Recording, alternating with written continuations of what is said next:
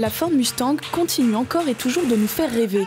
Elle nous inspire la puissance, la liberté et la voiture américaine par excellence. Elle a su évoluer à travers le temps, et oui, son histoire ne date pas d'hier.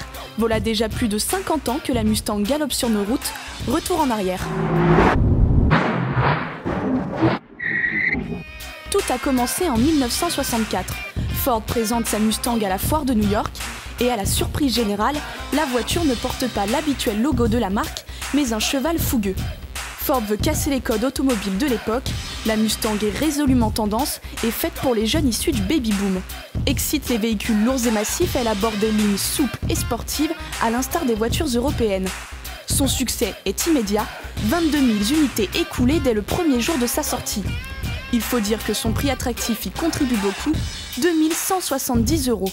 Déclinées en de nombreuses versions, les trois principales restent la coupé, soit la version standard du Pony Car, la cabriolet et la fastback. Il s'agit d'un toit prolongé presque jusqu'au bout du coffre pour dynamiser encore un peu plus la voiture.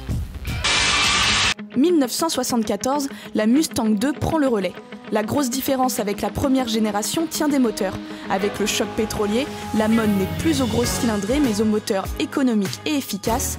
La Mustang n'est plus le coupé bon marché de ses débuts et tend vers le luxe. Son succès est moins retentissant, il faut dire que la barre était déjà très haute. La troisième génération de 1979 à 1987, dite les Fox, crée un véritable choc.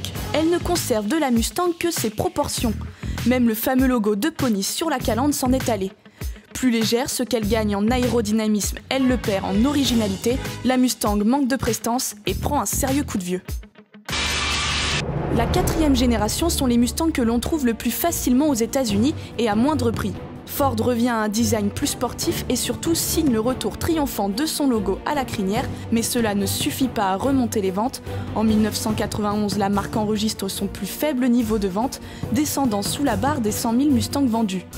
Dans les années 2000, elle remonte doucement la pente, mais il faudra attendre 2005 et la cinquième génération de Mustang pour que la voiture américaine roule de nouveau sur la route du succès.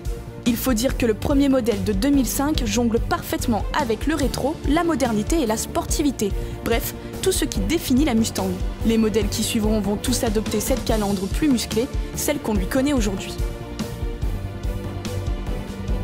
La Mustang a su traverser le temps et surtout résister.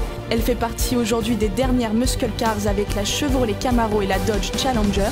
En France, son succès est moindre, la Mustang peine à trouver sa place, mais ça, c'était avant. Cette année, la Mustang remporte tous les suffrages. Depuis son lancement au mois de juillet, 10 000 unités ont été commandées, dont 1 000 uniquement pour la France. Elle dépasse donc les objectifs de vente de la marque, la preuve que le cheval en a encore sous le sabot.